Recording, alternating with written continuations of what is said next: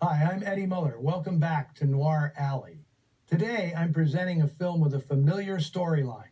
An ex-con is sprung from prison by a gangster who needs his particular talents.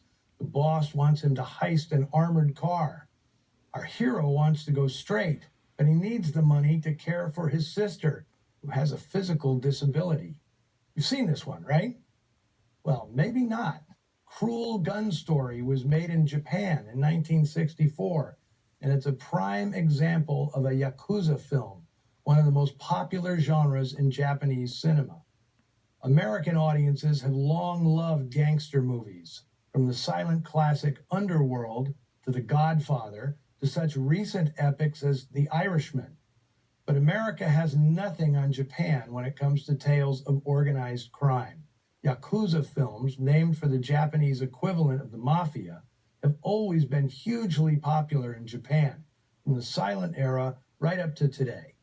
And although there are similarities to their American brethren, it's a mistake to assume that Japanese filmmakers were merely copying the Hollywood model.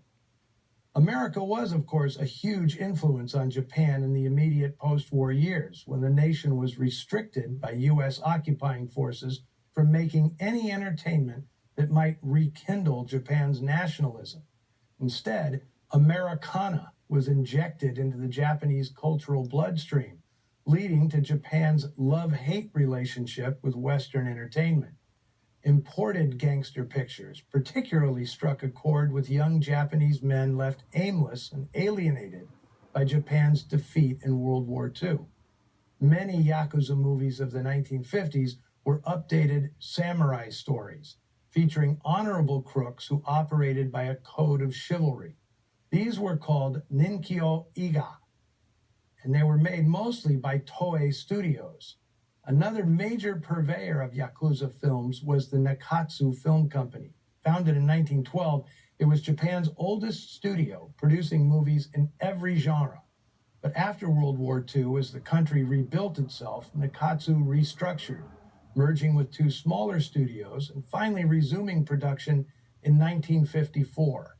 Its return to profitability was entirely due to the nation's young moviegoers, as was also the case in America, where in the 1950s movies were being tailored specifically for a teenaged audience. The director of today's movie, Takumi Furukawa, was the director and screenwriter of the 1956 film Season of the Sun, a trend-setting hit for Nikkatsu. It started a whole genre called Sun Tribe films about reckless, alienated youth trapped between traditional Japanese culture and the influence of America. These films created superstars of many young performers like Yujiro Ishihara, Akira Kobayashi, and Mei Kitahara. But the Sun Tribe films, sexier and more violent versions of juvenile delinquent movies made in this country, ran afoul of traditional authority, and the trend dissipated. Nikkatsu turned to Yakuza films, specifically what it called Muko Kaietsu Akushan, or borderless action. So called, I assume, for the sense that these movies existed in a kind of alternate reality, recognizably Japanese, but with obvious allusions to American and European cinema.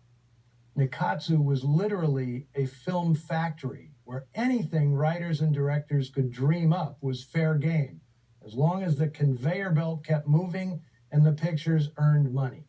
Movies were produced at lightning speed, often with vivid but generic titles slapped on. A Cult is My Passport, Take Aim at the Police Van, and Detective Bureau 2-3, Go to Hell, Bastards.